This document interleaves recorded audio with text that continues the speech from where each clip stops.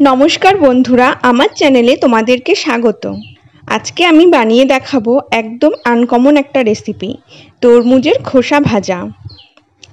আমরা তো তরমুজ খেয়ে খোসাটা ফেলেই দিই, কিন্তু একদিন এর খোসাগুলো রেখে দিয়ে এইভাবে ভাজা করে খেয়ে দেখো, খুব ভালো লাগবে। তো প্রথমেই তরমুজের খোসার ওপরের গাঢ় সবুজ আবরণটা ছুলে ফেলে দিতে হবে।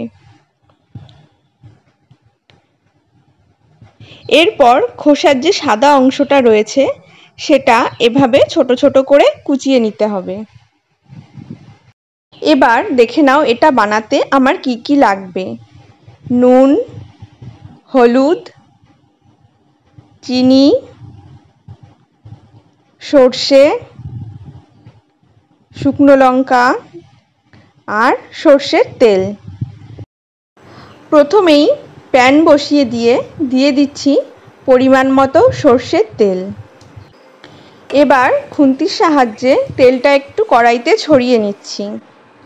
এরপর ফোড়নে দিয়ে দিচ্ছি কালো সর্ষে, একটা শুকনো লঙ্কা আর দুটো চেরা কাঁচা লঙ্কা।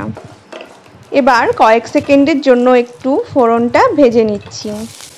এরপর দিয়ে দিচ্ছি কুচিয়ে রাখা তরমুজের খোসাগুলো। এখন ভালো করে নেড়েচেড়ে এটা মিশিয়ে নিচ্ছি। এরপর দিয়ে দিচ্ছি পরিমাণ মতো নুন আর হলুদ। এবার এই নুন আর হলুদের সঙ্গে তরমুজের খোসাগুলো ভালো করে নেড়েচেড়ে মিশিয়ে নিচ্ছি।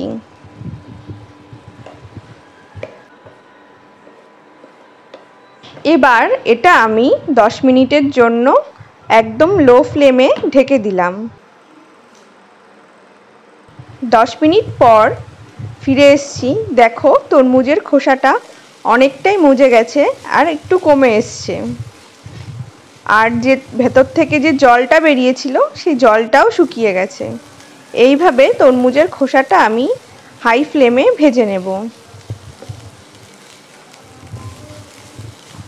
বেশ ভালো করেই নাড়াচাড়া করে ভেজে নিচ্ছি। এরপর শেষে দিয়ে দিচ্ছি স্বাদ অনুযায়ী চিনি।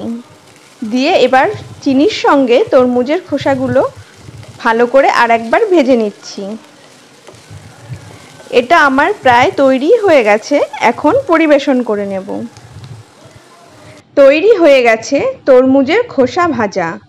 আমার এই রেসিপিটা যদি তোমাদের ভালো লাগে অবশ্যই একটা লাইক করো আর কমেন্ট করো, আর চ্যানেলটা সাবস্ক্রাইব করে আমার পাশে থেকো নতুন নতুন ভিডিওর জন্য। ফিরে আসছি একটা নতুন রেসিপি নিয়ে। ততক্ষণের জন্য ভালো থেকো, সুস্থ থেকো আর গরমে সাবধানে থেকো। টাটা।